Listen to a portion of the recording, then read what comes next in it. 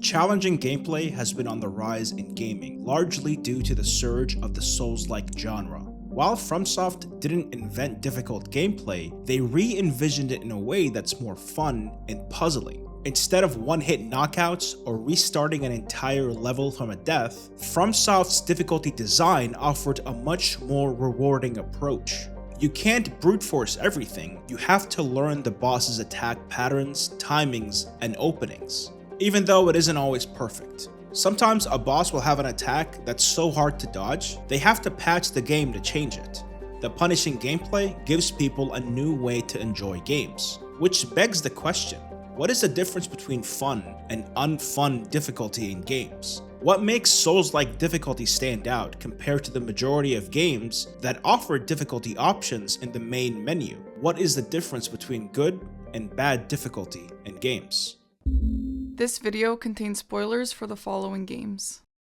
A major key to making difficulty fun is designing it in a smart way. One of the most common flaws I've seen in many games on their hardest mode is making the player deal hardly any damage. Take Skyrim for example. On Legendary, the game's hardest difficulty, every enemy turns into the biggest tank you've ever seen. All enemies get dealt 0.25 damage, while they deal 3 times the normal damage. It makes every fight a boring slog where it takes you an entire minute just to kill the most basic enemy in the game.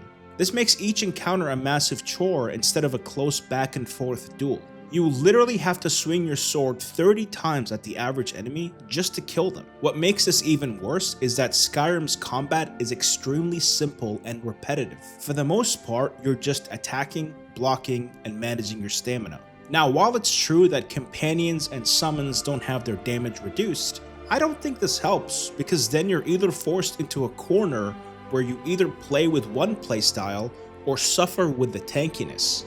2018's God of War's hardest difficulty, Give Me God of War, falls into this same trap. I absolutely love this game, but the hardest difficulty turns every enemy into the biggest sponge while dealing nuclear damage to you. As someone who seeks challenge in games in general, this was very disappointing to see. I wanted to be pushed and punished for my mistakes, not spend 5 hours killing one basic enemy. The combat of the game is obviously more versatile than Skyrim, but that only proves how damaging this type of difficulty can be to a game's enjoyability. Even with more complex combat, it still feels like a big chore, especially considering enemies can also heal mid-fight, effectively restarting the fight to 0. Yes, I know someone will say skill issue this and skill issue that. I don't mind that they can kill me in a few hits. Most Dark Souls enemies already do that, and I love those games. In Dark Souls, however, tanky enemies that also deal a lot of damage are mostly rare,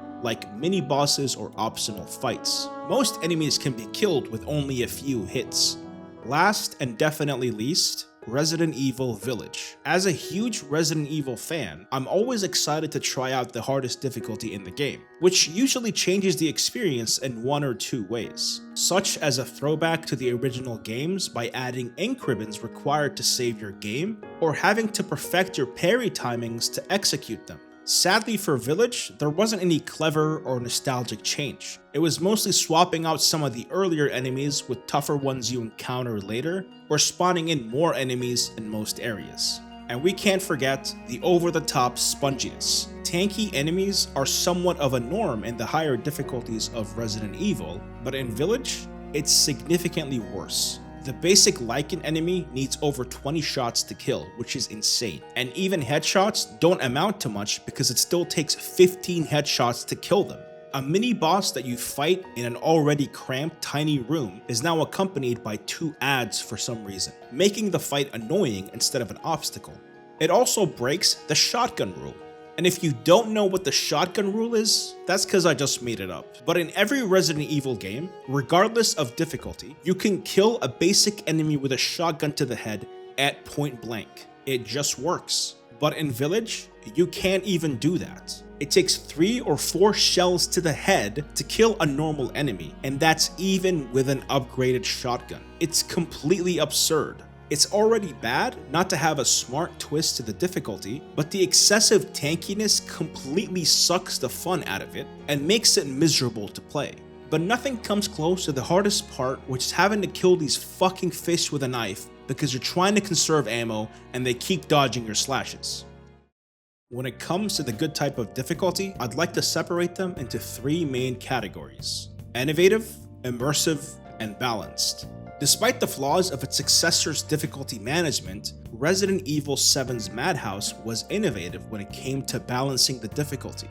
Now, it's true that Madhouse still has some of the sponge enemy issues, but it brought back a feature that veterans of the series would appreciate, while also adding another layer of challenge: manual saves only by using cassette tapes instead of the classic ink ribbons.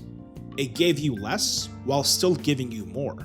It reduced some of the ammo and resources in some parts of the game, while other locations had more to offer. The antique coins you used to buy a weapon or a health increase are now doubled in quantity, but they're also in completely different spots, so you'll have to look real hard to find them. There's also more items you can buy with the coins.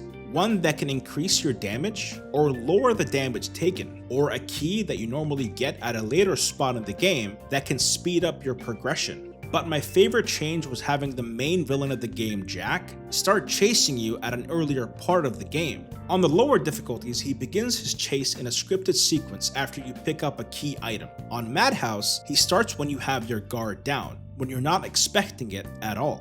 One of the downsides to replaying horror games is never getting scared because you know when every scare happens. But when Jack triggers earlier, it completely throws you off balance and keeps you on edge for the rest of the game.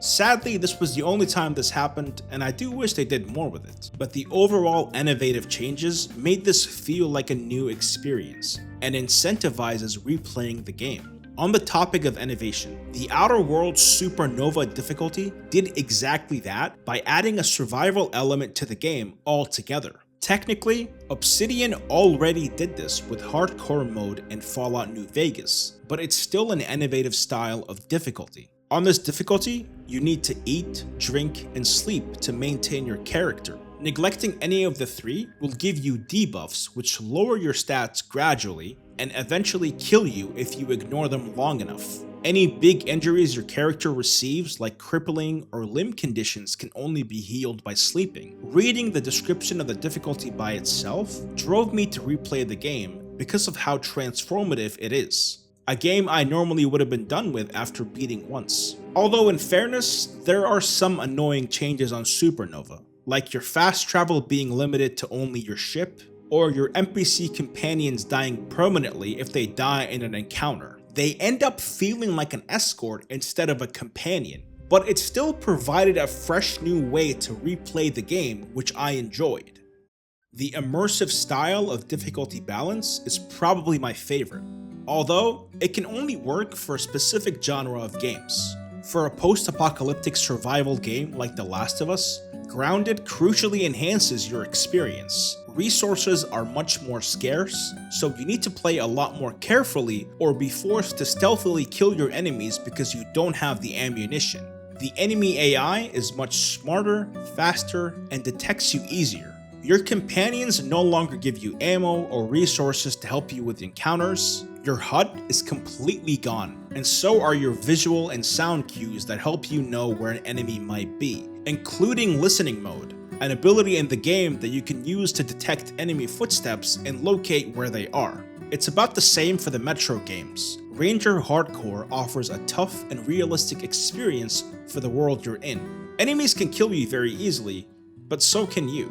Not only is your ammo scarce, it's also the game's currency. Sneaking past enemy encounters might be necessary for your survival while also rewarding you with more money. For a tactical espionage action game like Metal Gear Solid 3, European Extreme gives you the best immersive experience you can ask for.